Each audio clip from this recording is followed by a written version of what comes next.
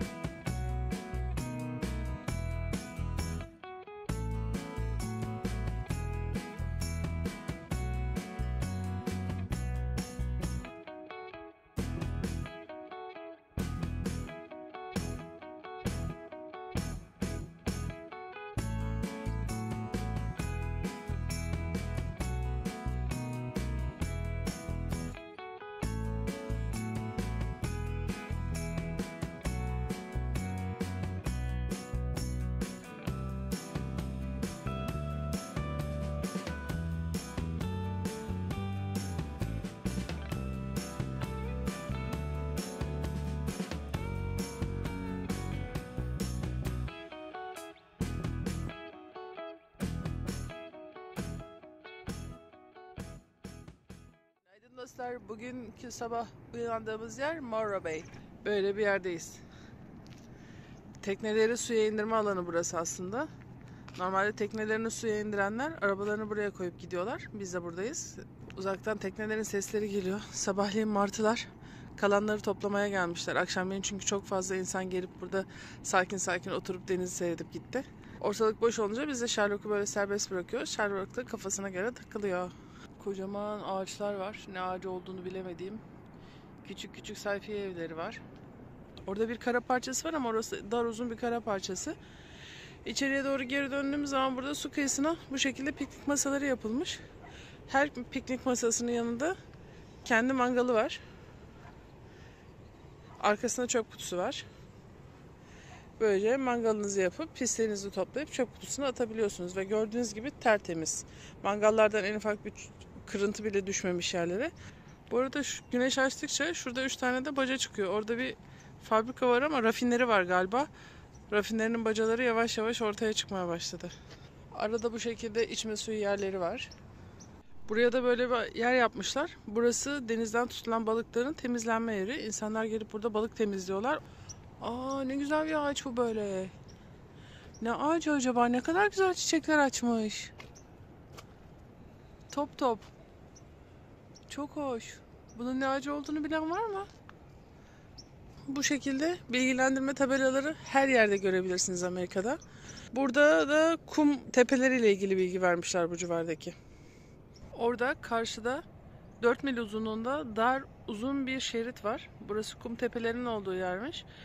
Böylece bu alanı korunaklı, tekneler için korunaklı bir alana çeviriyormuş. Dalgalardan, okyanusun dalgalarından ve rüzgardan koruyor onu. Gördüğünüz gibi gayet durağan, sakin bir yer. Limanda çocuklar için yapılmış bir oyun alanı. Şuranın sevimliliğine bakar mısınız? Deniz kıyısındaysan deniz kıyısında gibi oynamalısın. Kumların arasından yukarı çıkmaya çalışan bir ahtapot da varmış. Şu karşıda şimdi bir tepe açığa çıkıyor yavaş yavaş güneş aşağı indikçe. Orası da denizin ortasında bir yer. Ada değil, yarımada. İncecik bir kum tepesiyle bağlı kenara. Upuzun sipsivri bir kaya parçası.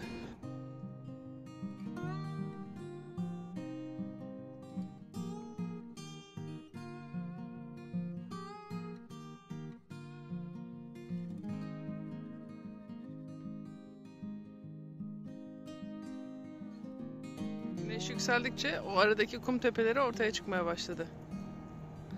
Doğal liman. Ve şu dağın görüntüsüne bakar mısınız? Ne muhteşem.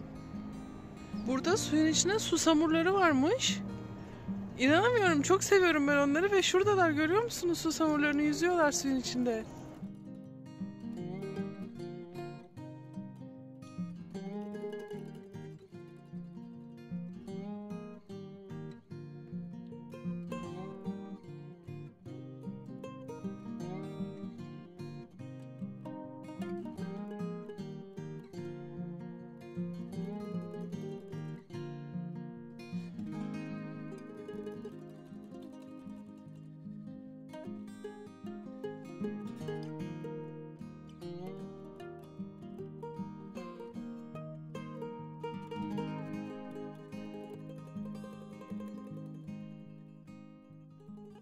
Kaliforniya'ya gelmeyin demiştim ya.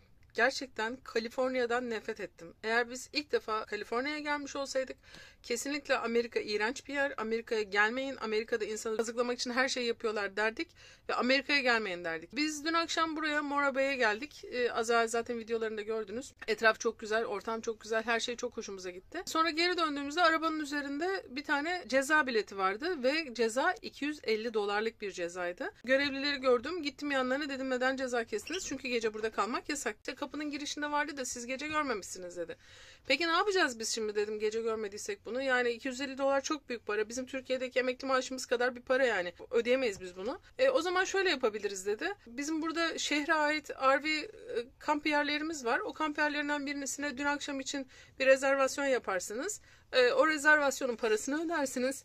Yani akıllar çok. Ya, dünyanın her yerinde. Mafya böyle devletleşince böyle oluyor tabii ki. Oraya dedi parayı öderseniz dedi biz bu $250 tiketi iptal ederiz dedi. Ama dedim burada 3 gün kalmak serbestmiş. Eğer dedi burada tekneniz varsa kalabiliyorsunuz 3 gün ücretsiz olarak. Diyelim ki dedim teknemiz var, park ettik biz buraya. Var mı tekneniz dedi. Yok dedim. O zaman park edemezsiniz dedi. İyi de dedim biz dün akşam kalmadık ki burada. O zaman da yalan söylemiş olacağız zaten yani dün akşam kaldık diye. O yalanın bedeli $65. Ben dedim sizin biraz ilerinizde bir tane kamp yeri var $35. Ben oraya kayıt yaptırayım dün akşam için. Orası şehre ait değil dedi. Şehre ait olan yere yaptırmanız gerekiyor. O da $65. Bu $250'lık bizim ceza fişimiz. Bu da şehrin kamp sitesinin listesi. Kaç tane karavan park edebiliyormuş oraya? 15, 16, 17 tane karavanlık yer var. Yani 17 karavanın falan geldiği de yok oraya zaten. Kimse gelip de $65 verip orada kalır mı acaba? $35'lık yer varken azıcık ileride. Burasını sadece göstermelik, ceza kestikleri adamlara cezayı hafifletmek için yapılmış bir yer koymuşlar. Şimdi gideceğiz $65 da oraya ödeyeceğiz. Çünkü $65 ödemezsek $250, 21 gün içinde $250 ödemezsek $500.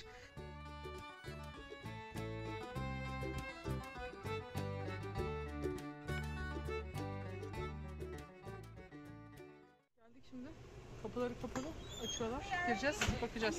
Bu derinlerde kalmış bir denizaltını kurtarmak için kullanılan bir araç. Denizaltı kurtarma aracı. Bunun adı Harpoon Gun. Geminin güvertesinde sabitlenip bu şekilde balinaları ateş ederek balinaları yakalamak için kullanıyorlarmış. Eski zamanlarda. Yazık balinalara ya. Bu da bir balıkçı teknesi. İçinde çalar saati de var. Balıkları yakaladıkları oltalar bunlar. Şurada. Tek tek her birini aşağıdan kontrol ediyorlar. O 1933'te yapılmış eski zaman tekneleri. Artık böyle oltalarla falan yakalamıyorlar tabii. Ağlarla dalıp ne var ne yoksa çıkartıyorlar.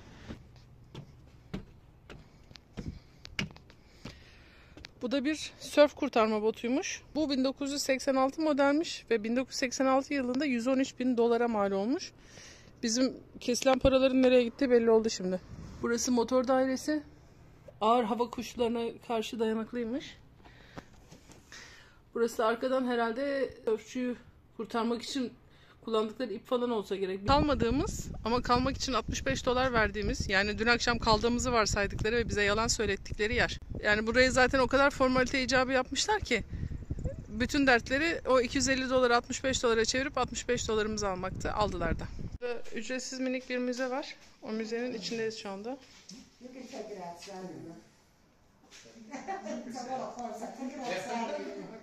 İlk balıkçıların tekneleri bunlarmış.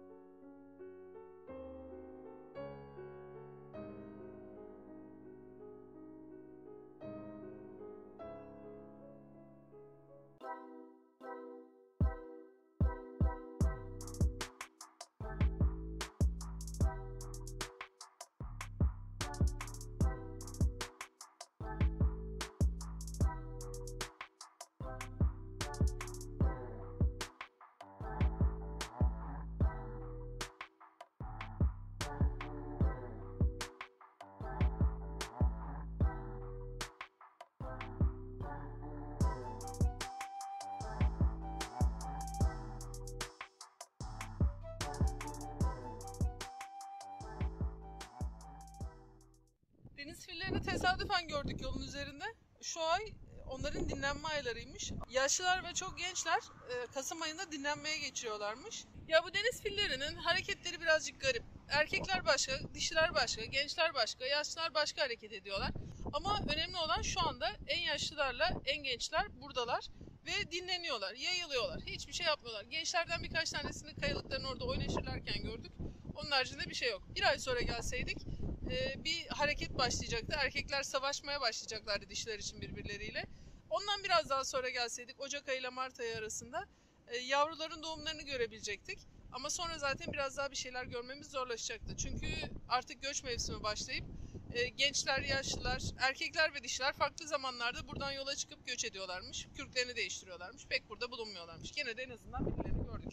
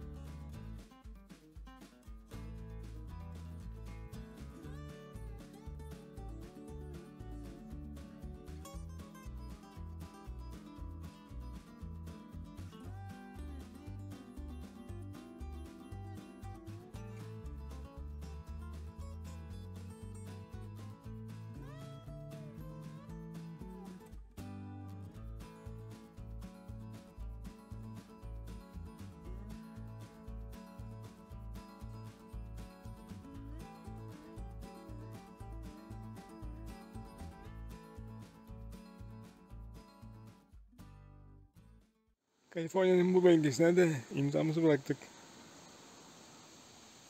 Çanak biter. Bununla geçti.